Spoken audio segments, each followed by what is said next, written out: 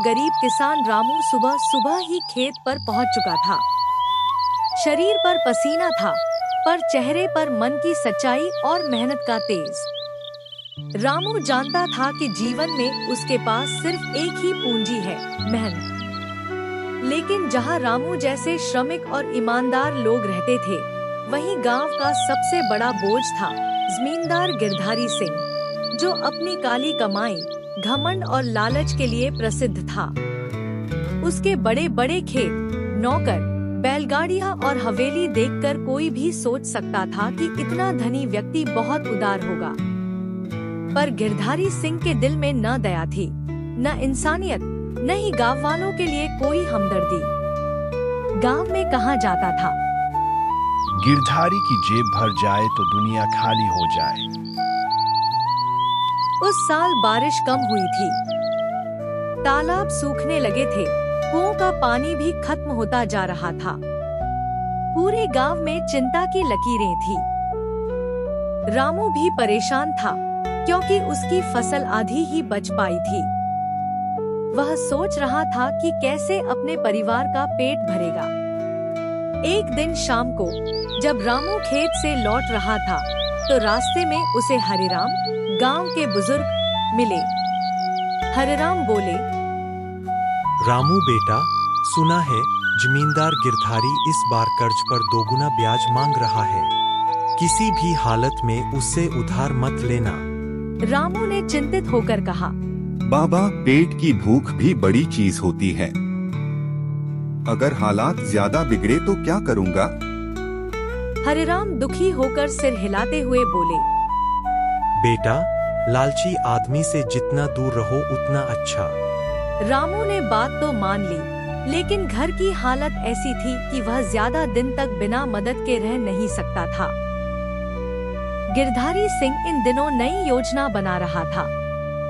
उसकी निगाह रामू के छोटे से खेत पर थी, जो गांव की सबसे उपजाऊ जमीन में से एक था।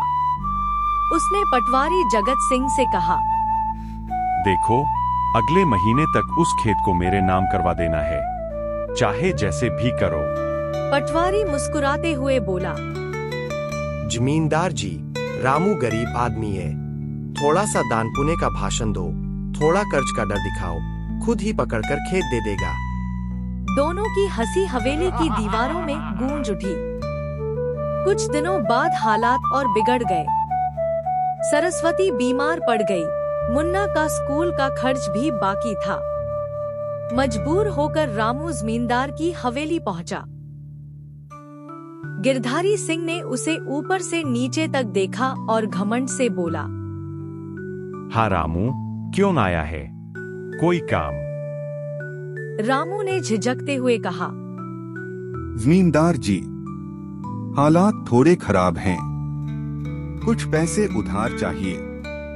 फसल तैयार होने पर लौटा दूंगा। गिरधारी ने नकली हमदर्दी दिखाते हुए कहा, इसमें शर्म कैसी? मैं तो गांव वालों का मसीहा हूँ, ले जाओ जितना चाहिए। लेकिन फिर उसने अपने असली रूप में मुस्कुराते हुए कहा, बस एक बात है, ब्याज थोड़ा ज्यादा होगा। हर महीने 50 पैसे नहीं, पूरे 5 रुपए प्रति 100 रुपए लगेगा। रामू दंग रह गया। जमींदार जी, ये तो बहुत ज्यादा है। गिरधारी सिंह ने ठंडी आवाज में कहा, लेना है तो लो, नहीं तो जाओ।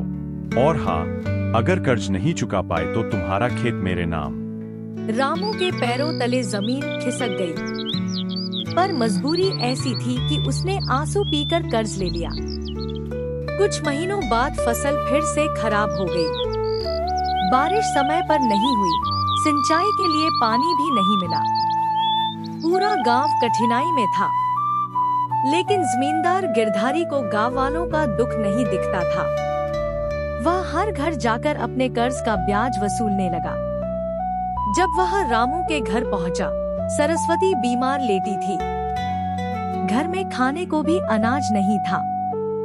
गिरधारी सिंह ने जोर से दरवाजा पीटा। रामू, बाहर निकलो, मेरे पैसे लाओ। रामू बाहर आया और हाथ जोड़कर बोला, जमींदार जी, मेरी स्थिति आपको दिख रही है। थोड़ा समय दे दीजिए। मैं जमीन बेचूंगा नहीं। वह मेरी आखिरी संपत्ति है। गिरधारी ने गुस्से से कहा। तो ठीक है, अब वही खेत मेरे नाम कर दो। रामू का दिल टूट गया। वह बोल भी नहीं सका। जब गिरधारी रामू का खेत कब्जे में लेने जा रहा था, तभी गांव के लोग इकट्ठे हो गए। हरिराम, किशोरी बाबा और कई किसान रामू के साथ खड़े हो गए। हरिराम ने जोर से कहा, गिरधारी, ये गांव अब चुप नहीं बैठेगा। हर बार तू हमारी गरीबी का फायदा उठाता है। अब बस। गिरधारी ने उपहास किया। तुम लोग मेरे खिलाफ खड़े होगे। मैं जमींदार हूँ, कानून मेरा है। तभी पुलिस थाने से खबर आई कि नए अफसर ने गांव के कर्ज घोटालों की जांच शुरू की है। कई किसान पहले ही शिकायत कर चुके थे। पटवारी जगत सिंह डर के मारे भागने लगा। गिरधारी का चेहरा पीला पड़ गया। जांच में पता चला कि गिरधारी सिंह सालों से गांव वालों को गलत ब्याज दरों पर कर्ज देकर उनकी जमीन हड़पता रहा है। पटवारी की मिलीभगत से उसने कई जमीनों के नकली कागज भी तैयार करवाए थे। अफसर ने आदेश दिया, सभी किसानों की जमीन उन्हें वापस दी जाए और गिरधारी सिंह के खिलाफ धोखाधड़ी का केस दर्ज हो। गिरधारी ने रोते हुए कहा, मैंने सब अच्छे के लिए किया। पर अब कोई उसकी बात सुनने वाला नहीं था। कुछ हफ्तों बाद रामू के घर के बाहर खुशी थी। गांव ने मिलकर उसके खेत की सिंचाई के लिए एक छोटा तालाब बनाया। सबने फसल बोने में मदद की। रामू की आंखों में आंसू थे। आप सबके बिना मैं कुछ नहीं कर पाता। बेटा, गांव की ताकत किसी भी लालच से बड़ी होती है। रामू मुस्कुरा उठा। उसकी मेहनत, ईमानदारी और गांव की एकता ने लालच पर जीत पा ली थी। गिरधारी सिंह अब अकेला और बदनाम था। लोग कहते थे, जो दूसरों का हक मारता है, अंत में खाली हाथ रह जाता है।